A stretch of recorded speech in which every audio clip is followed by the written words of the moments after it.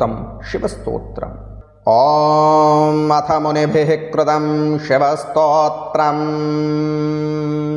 ब्रह्मादयौचुः ब्रह्मादीनां च देवानां दुर्विज्ञेयानि ते हर। अगतिं तेन जानीमो गतिं नैव च विश्वेश्वर महादेव योऽसि सोऽसि नमोऽस्तु ते। स्तुवन्ति त्वां महात्मानो देवदेवं महेश्वरं। नमो भवाय भव्याय भावनायोद्भवाय च अनन्तबलवीर्याय भूतानां पतये नमः।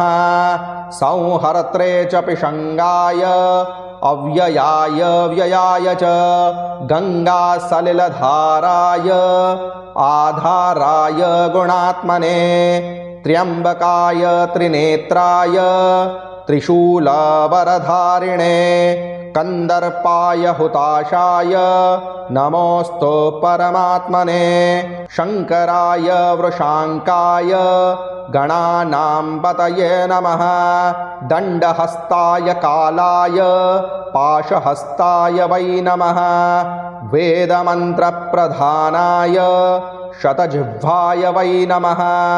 भूतं भव्यं भविष्यं च स्थावरं जङ्गमं च यत् तव देहात् समुत्पन्नं देव सर्वमिदं जगत्। पासि हंसि च भद्रं ते प्रसीद भगवंस्ततः।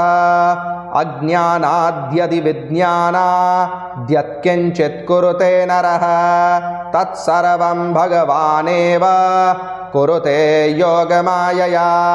एवं स्तुत्वा तु मुनयः भ्रष्टैरन्तरात्मभिः याचन्त तपसा युक्ताः पश्यामस्त्वां यथा पुरा। ॐ मुनिभिः कृतं शिवस्तोत्रम्।